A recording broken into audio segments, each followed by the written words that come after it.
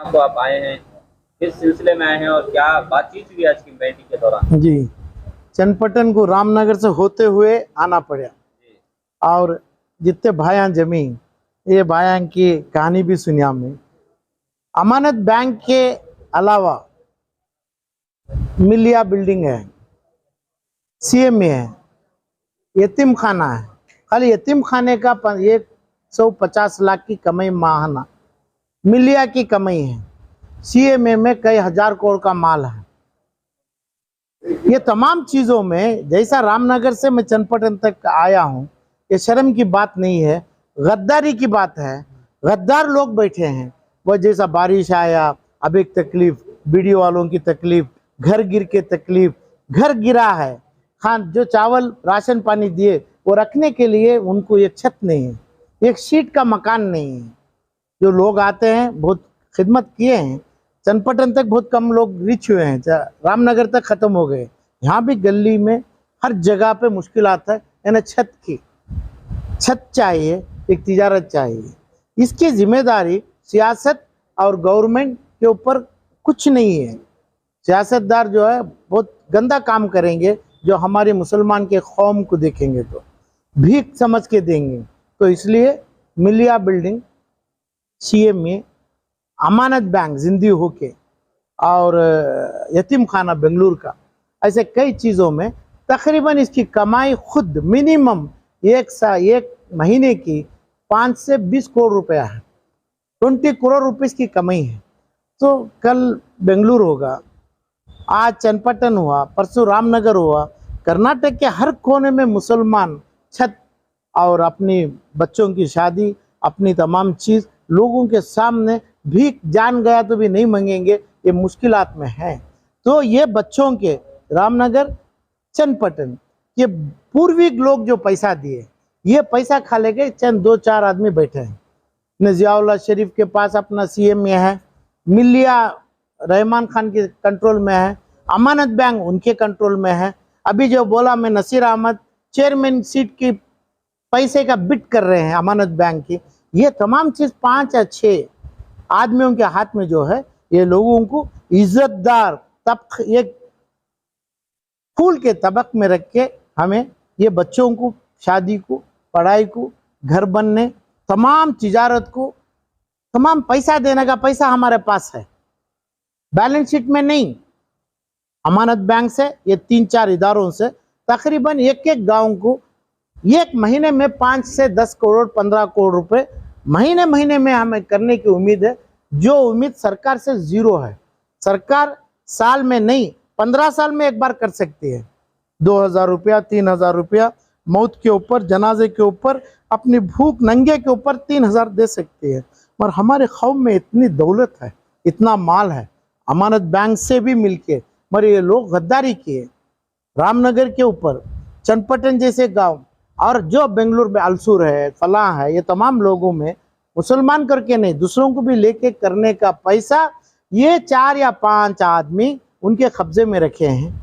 तो ये 160 लाख मुसलमान को ये हक नहीं मिल रहा है, सिर्फ 4 फैमिली को हक मिला है।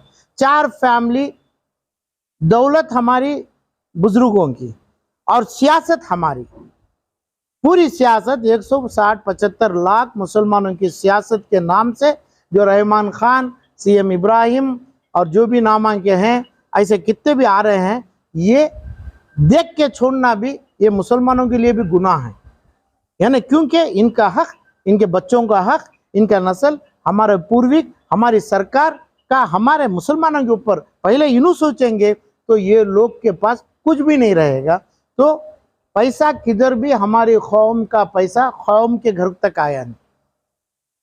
जो पैसा आया है रामनगर और दूसरी जगह, वो सियासत का पैसा है, अच्छे लोगों का पैसा है, मगर वो भी नहीं खड़ते तो ये लोग पानी में मार के भो के चल जाते पानियों में। सर, मतलब आपका ये कहना है कि अगर सेंट्रल मुस्लिम एसोसिएशन सीएमए अगर सही वक्त पर आ जाती तो मुसलमान जो रामनगर में आज पछता रहे हैं, ये नौबत नहीं आती थी? बेशक सीएमए, मिलिया, यतीम खाना में उनकी बैलेंस शीट में 1 करोड़ रुपए की इनकम है और 2.5 से 5 करोड़ बना सकते हैं। दूसरी पूरी प्रॉपर्टी इनके कब्जे में रखे हैं। आज जो रेंट आ रहा है वो 100 लाख एक महीने पे, तो ये पैसा कहाँ जाता है, क्यों इनके पास रखता है, क्यों ये लोग मुसलमान नहीं पूछ रहे हैं? क्योंकि इनको इल्म नहीं है। जैसा हमारे पास भी एक चीज गम गई तो नहीं है, ऐसा इनके पूर्वजों का माल कहाँ है, इनको इल्म नहीं, पेपर नहीं है, दाखिलात नहीं है।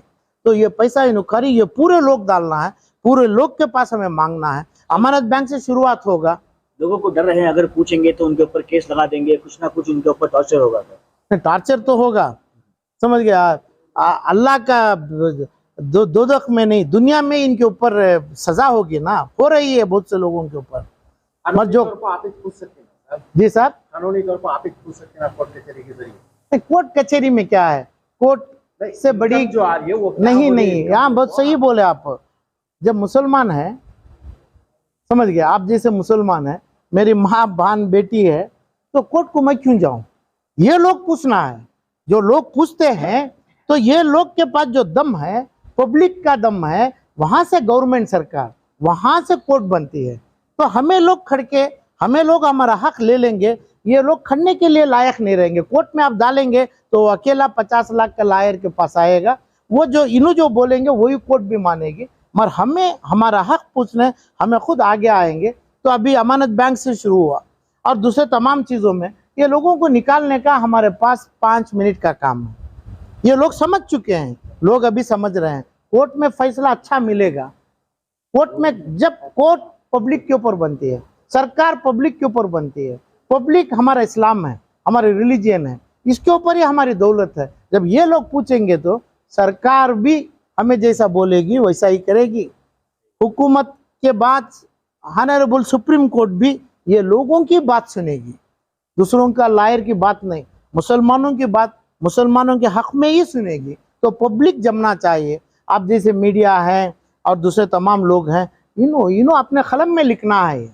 अगला इलेक्शन कंटेस्ट करेगा आप? ना हाँ, कौन ना अमानत बैंक में मैं इलेक्शन कंटेस्ट कर रहा हूँ, ना सियासत में आज तक में हूँ। मैं कंटेस्ट कुछ नहीं करूँगा। और इसी बार 60% से हार दिए बोले। अमानत बैंक में, अमानत बैंक की टीम में मेरी टीम जो रुकी थी 12 से 13 आदमी, उसमें आप भी थे? नहीं, वो टीम मेरी थी, मैं डायरेक्टर में नहीं था। आलम पाशा के ऊपर टीम थी, उधर रहमान खान के ऊपर थे। रहमान खान भी तो रुके नहीं, आलम पाशा भी तो नहीं रुका। तो ओनली 60 वोट में हारे थे पूरी अमानत बैंक के इलेक्शन में। 60 वोट में इन्हों 5 साल बैठे थे। इस बार भी आपकी टीम इलेक्शन के लिए तैयार हो रही है? तो बेशक आप नहीं करेंगे ना, मैं नहीं खड़ूंगा और मैं बैंक के अंदर जाऊंगा। मेरी टीम जीती बाद मैं बैंक को जाऊंगा, बैंक की खिदमत करूंगा। सर, यहाँ से लोगों से मुलाकात होगी, तो क्या आपका ये रहा? मैं जो मेरी खींच थी ये लोगों को ये के साथ थे, वही मेरे को लेके आई। अब ये लोग भी ऐसे नहीं होते तो मैं आ ही नहीं सकता था। ये लोग आलम पाशा नहीं, दूसरे खान, रहमान खान, जियाउल्लाह नहीं, ये लोग खत अपनी अमानत बैंक जैसे पूरे इदारों को खड़ाने की ताकत है।